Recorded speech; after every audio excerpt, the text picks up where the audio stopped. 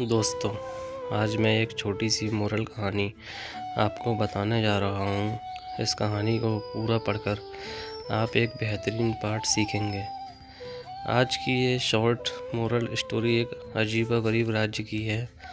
अजीबोगरीब राज्य इसलिए क्योंकि इस राज्य में सामान्य राज्यों की तरह राजा हमेशा मरने तक राज्य नहीं करता था। इस राज्य में हर 5 साल में राजा बदल दिया जाता था और उस एक खतरनाक जंगली जानवरों से भरे भयानक अनजान जंगल में छोड़ दिया जाता था।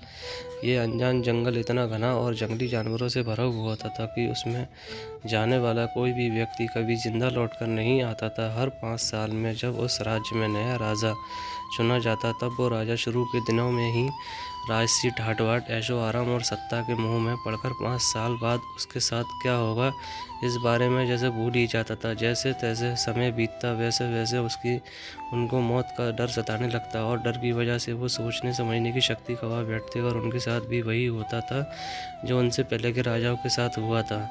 ये सिलसिला ऐसे ही आगे बढ़ता रहा और कई सामान्य लोग राजा बने और 5 साल के बाद उस जंगल में मरने के लिए भेज दिए गए। अब एक बुद्धिशाली नौजवान को राजा बनने का मौका मिला। इस नए राजा ने बाकी राजाओं की तरह मौज शौक में समय नहीं खराब किया। उसने अपने भविष्य के बारे में विचार किया और उसे खुशहाल बनाने का निश्चय किया। राजा ने अपने सैनिकों को उस भयानक जंगल के बारे में पता करने के लिए बोला। जल्दी ही सैनिकों ने उस जंगल के बारे में पता लगा लिया और राजा को कड़ी सुरक्षा के साथ उस जंगल को दिखाया गया। वहाँ पर कई लोगों के कंकाल मिले जो पूर्व राजाओं के थे। नौजवान राजा ने बड़ा सोच समझकर एक योजना बनाई और उसके हिसाब से अपने लोगों को लगा जंगल के सारे पेड़ धीरे धीरे कटवा दिए। वहाँ जंगल के कटने से जानवर दूर जंगल में चले गए और बचे कुछ जानवरों को भी राजा ने पकड़वाकर दूसरे जंगल में छोड़ दिए। 3 साल तक जंगल कटवाकर वहाँ पर राजा ने एक आलीशान महल बनवा दिया। बाकी के 2 साल तक राजा ने गरीब लोगों के लिए उस जगह हजारों घरों का निर्माण करवा दिया। इस जंगल को पूरी तरह एक नए राज्य में तब्दील कर दिया गया। जब इस राजा का 5 साल का कार्यकाल खत्म हुआ तो नियम के मुताबिक उसे उसी जगह जहाँ पर पहले जंगल था और अब नया राज्य भेज दिया गया। उस नए राज्य में बसी नई प्रजा अपने राजा का पहले से इंतजार कर रही थी।